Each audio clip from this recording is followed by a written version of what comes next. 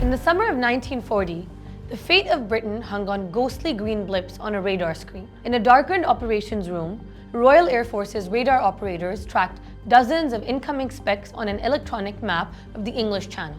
Fighter Command's crews could not see the Nazi bombers through the night clouds, but radar told them exactly where to find the enemy. Sirens wailed and Spitfire fighters scrambled into the sky. Britain's secret weapon was not a supergun or a new explosive. It was an invisible eye in the sky, using radio waves to make the unseen visible.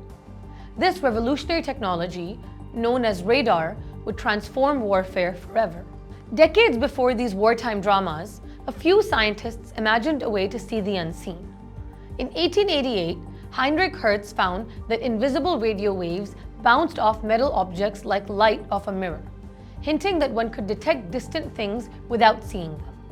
In 1904, engineer Christian Hülsmeyer patented a device to detect ships in fog. It worked, but with no war looming, the idea was shelved.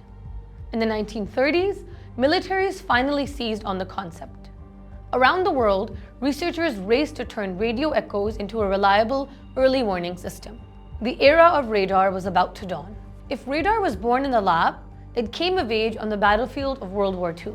In 1935, British scientist Sir Robert Watson Watt proved radio waves could detect an aircraft, a breakthrough that led to a chain of radar stations guarding the British coastline by 1939.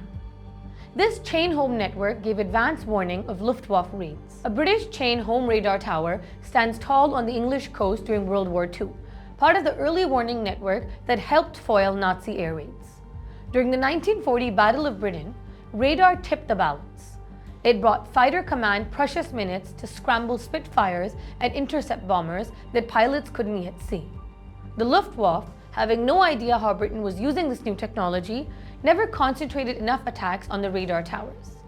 By 1945, radar was everywhere, guiding night bombers and hunting submarines in the dark.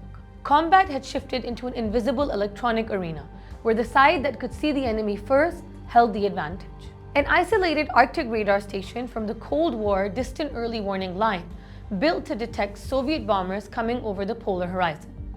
By the Cold War, radar had become a global sentry.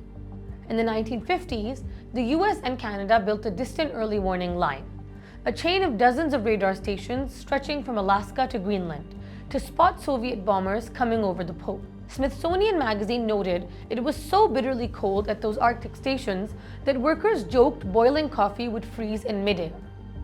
This invisible electronic fence meant any nuclear strike would be detected minutes in advance.